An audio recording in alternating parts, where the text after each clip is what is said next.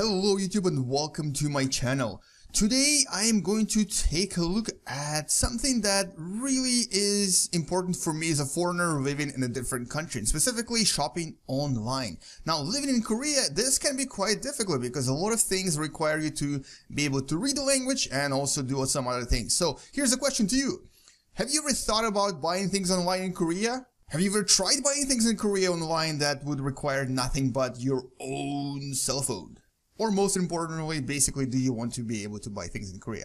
And if the answer to all those three questions that are actually the same question that I just rephrased differently, if the answer is yes, here's how you do it. I'm going to be taking a look at Gmarket, which is essentially Korean eBay. Some might argue with that, but I don't want to hear your arguments. And you can find your inner beauty on this website as well. Alright, so without further ado, let's actually go to I'm going to explain to you how to make an account and also how to sign up and basically buy things. You do need two things though. You need, well, really it's one thing, but it's two things. And those things are, you need to have a Korean identity number, also known as ARC, and you need to have a Korean cell phone. So this can be either your cell phone, that's actually preferable if you have your own cell phone, and it has to be right next to you, kind of like mine right here. And the reason why you need to have it next to you is because you're going to be getting a number on it that you have to enter. And you also need to, or if it's not your cell phone, then basically use someone else's cell phone and make sure that you have it nearby. If you have friends to help you with this, then you don't need to watch this video. If you want to do this yourself, just like I did, and felt really proud that I have done this myself, then do it with me. So basically go to register. It's right here on the left corner. This is all in English now. It actually is a new introduction or new introduced sort of a feature that was not available to me when I first came to Korea, but it is available to me now. So here, really simply enter your ID that you want. Let's actually just make one from scratch. So enter your ID here, your email here. I'm going to skip this part, and your password goes in here. Then you choose your gender, your date of birth, and nationality. It doesn't actually matter. So all of this is really sort of how every website works, but it's going to get a little bit different once you click on submit. Once you click on submit, you'll get a verification email that you'll have to basically accept, and then you can sign in to your account. And once you've confirmed your account and registered everything, you can start shopping around and choosing things. But here comes the difficult part. I'm actually going to take you step by step here.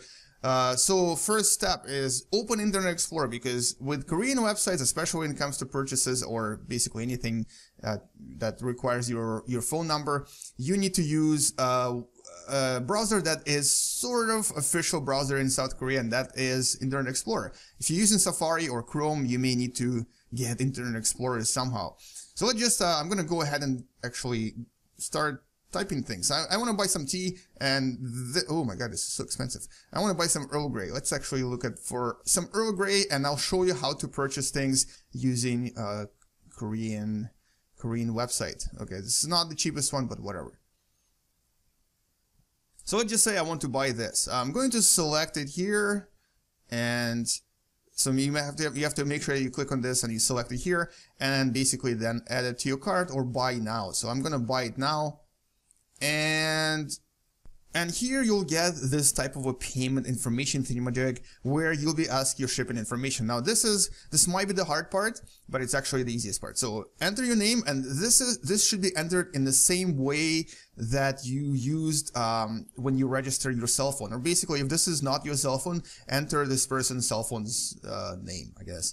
And it has to be spelled exactly like it is spelled on your cell phone account. Street address, so you may not know this, but what you can do is this. Find address. Click on find address, and then click on English. Now, this is how it works in Korea. So let's just say you live somewhere, let's just pick an area that's quite popular in Korea. Let's just say you live in Pundan, and you live in Pundan on somewhere near Sune Station, and there's just a random apartment building, but you don't really know what it's called or how to find the address. Here's what you do. And so what do you do if you don't really know where you live and how to find your address? Well, this is what you do. Go to Google Maps, find the approximate area where you live in Korea, and let's just say you live somewhere near Sune Station, and it's probably somewhere in the building that is possibly somewhere over here. That's not actually a building, but whatever. Click on it, and it should bring up all the information. It might be written in Korean, so you may want to use Google Translate to translate this Or you can basically zoom out and it will show you all of the required information. So this right here is your gu, it's Pundan gu. This right here is your dong, this is Sune dong. So go back to the address information. And here what we're selecting is, so where are you located? Are you in a city like Daegu, Daejeon, or Busan, or are you in the province? So a lot of people live in Gyeonggi-do, so this is where Pundan is as well. Select Gyeonggi-do, then you select city. Which city are you in? This is your shi, and in this case it's Pundan-gu, Songnam-shi. Yodong is written on the map on Google Maps, and this was Sune-dong. So this is Sune, I think it was Sune Won-dong, I'm not actually sure, let's double check. Yes, it's Sune Won-dong, that's written right here on Google Maps. And so this is actually how you find your address. Basically by going in and zooming out on Google Maps, it will show you your address, including your building number. So let's just say you live in this building right here, and so you want to know, or basically you want to select this building. So, and this is where you select your details, and actually, their website has all of the buildings already in there. So, let's take a look at this. This one is called 109, and the 109 building is over here. So, this is Gamho Apartments, building 101 to 116. So, you just select this. You may live in any of the other buildings here, so just select the building that is appropriate to you. And let's just say that your building number is 109. So what you do then, and also you have an apartment number, let's just say it's apartment 500. So what you do is you write your apartment number, and then, sorry, what I meant to say is you write your building number first, 109, and then you write your apartment. So this is extra information that you have to enter right here. So basically this is your address. This is how you find it, and then you confirm it and click OK, I guess confirm. And it will be entered right here. Then you enter your phone number. This is your actual phone number that is right next to you that you'll be using to get the confirmation. So enter the number here.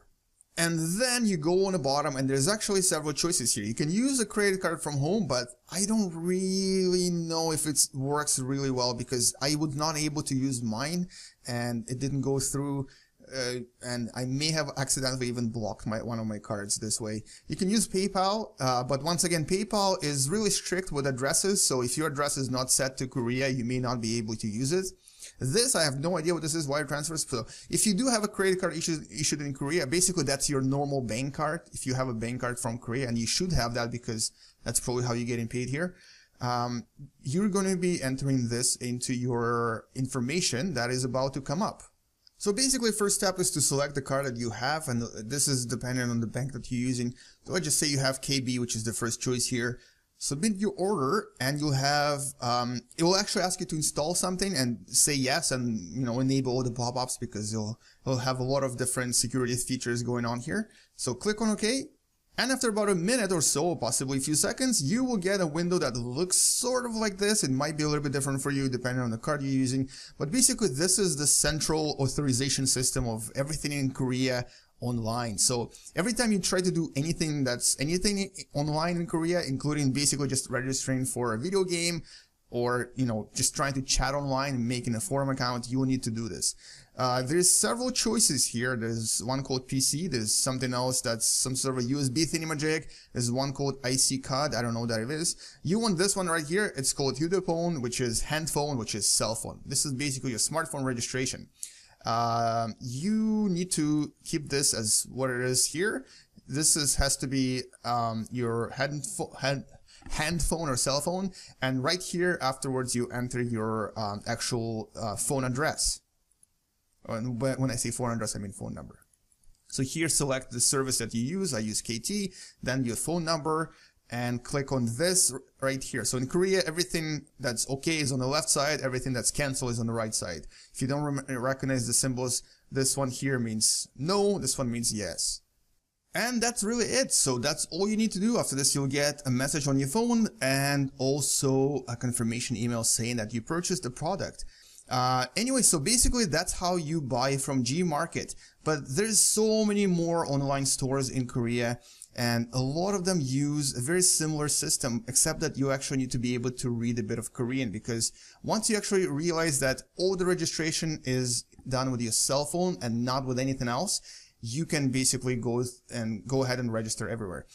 In the next video, I think I'm actually going to take a look at a few more sites, including the site where you can get some of the best electronics deals.